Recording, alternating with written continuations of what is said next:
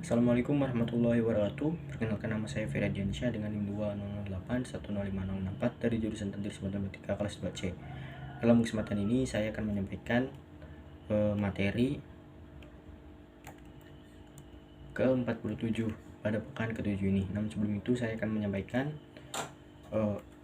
tentang penjelasan nahwu yang saya ketahui terlebih dahulu. I'rab, pengertian i'rab. Al-i'rabu huwa ta'yiru awakhiril kalimil ikhtilafi awamilid dakhilati. I'rab adalah perubahan keadaan akhir kata karena pengaruh berbeda-bedanya amil yang memasukinya, baik itu perubahan secara lafzi maupun takdiri. I'rab itu mengubah syakal setiap akhir kalimat disesuaikan dengan fungsi amil yang memasukinya, baik perubahan itu tampak jelas lafadznya atau hanya diperkirakan saja keberadaannya. Contohnya ada hadza masjidun, kemudian ada ra'aitu masjidan, dan ada sholaitu fil masjidi. Terdapat fathatan, dhammatain, dan kasratain pada contoh tersebut. Mengapa demikian? Karena perubahan akhir-akhir dari fathatan, dhammatain, kasratain itu dinamakan i'rab atau perubahan akhir kata karena berbeda-beda amil yang masuk. Khobar hadzal mas. Contoh lainnya ini hadzal masjidun, di mana hadza ini sebagai mubtada dan al masjidun sebagai khobar. Jadi dirafakan akhirnya ra'ai.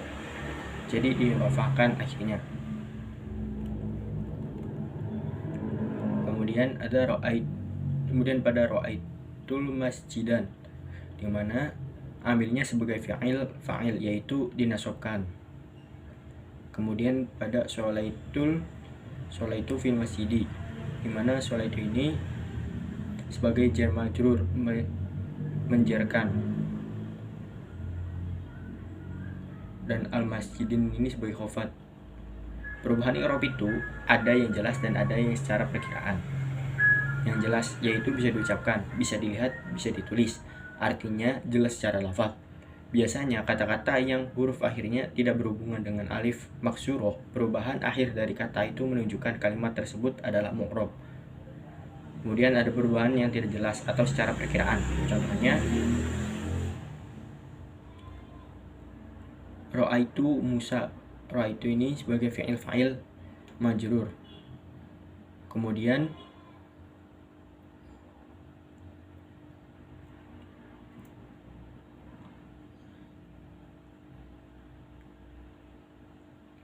contohnya ini ada hada Musa, di mana hadanya ini sebagai mubtada dan Musa ini sebagai khobar.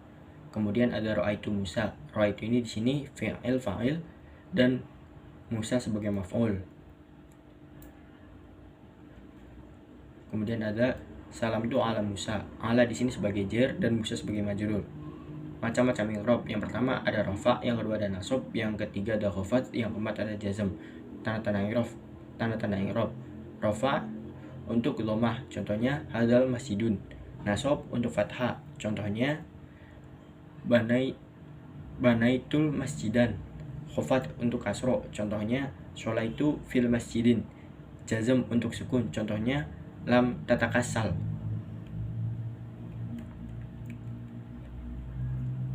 Kemudian contoh nahwu pada materi ke-47 ini ada salah satu sebagai i'rab rafa ditandai dengan dhamma sebagai isim mufrad. Kemudian ada min ghairi juzmin, yakni i'rab khafat. Kemudian ada aidon sebagai i'rab nasab. Kemudian ada dororun sebagai i'rab rafa, naf'un sebagai i'rab rafa, mahdun sebagai i'rab rafa. Selanjutnya saya akan masuk ke dalam materinya. Bismillahirrahmanirrahim. Wala yuddaliba litil ilmi minal madzakarati wal manaturati wal mutarohati.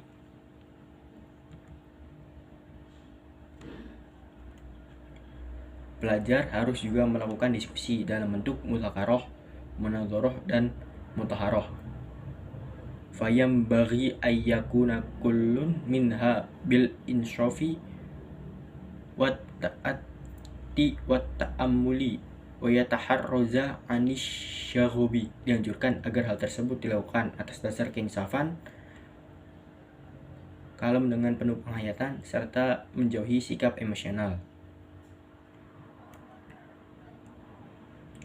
Fa innal munadzarata wal muzakarata musyawaratun wal musyawaratu innama takunun lil istikhroji bis-shawabi wa dzalika innama yahsulu bit-ta'ammuli wa ta'anni wal inshabi wa la yahsulu bil khuzubi wa syahubi, karena sesungguhnya munadzarah dan mudzakarah adalah wujud dari musyawarah, dan musyawarah itu dilakukan untuk menemukan kebenaran, sedang kebenaran hanya dapat ditemukan dengan cara menghayati, kalem dan insaf, tidak dengan cara marah dan emosional.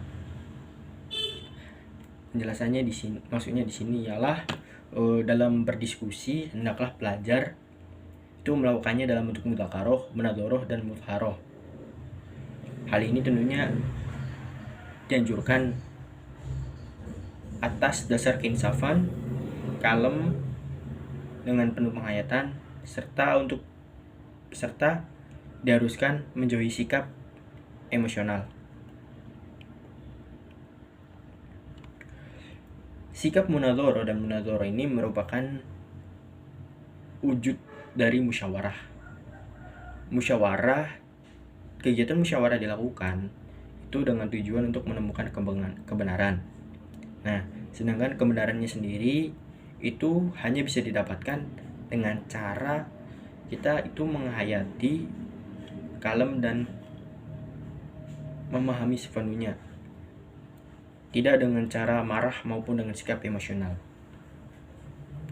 Fa inna kanat niyatuhu minal mubahatsati il izamal hasmi wa qahruhu fala tahillu wa innama yahilu dzalika liidharil haqqi. Jika diskusi muhasa itu diniatkan untuk sekedar menundukkan lawan dan menaklukkannya, maka tidak diperbolehkan. Hal yang boleh dilakukan adalah dalam rangka menemukan kebenaran. Wasamuwihu wal hilatu la yajuzu fiha illa idza kana al hasmu muta'annitan la tola liba lil haqqi. Bicara berbelit-belit dan berhilah memutarbalikkan fakta tidak boleh dilakukan, kecuali jika lawan bicara berta'anud, sekedar mencari kelemahan dan bukan untuk mencari kebenaran. Pada diskusi mubahas itu kita harus berlandaskan niat untuk dalam rangka mencari kebenaran, bukan untuk menundukkan lawan bicara kita. Dalam bicara berbelit-belit atau memutarbalikkan fakta itu sangat tidak diperbolehkan, kecuali jika lawan bicara kita itu berta'anud atau sekedar mencari kelemahan dan bukan untuk mencari kebenaran. Sekian dari saya, kurang lebihnya mohon maaf. Wassalamualaikum warahmatullahi wabarakatuh.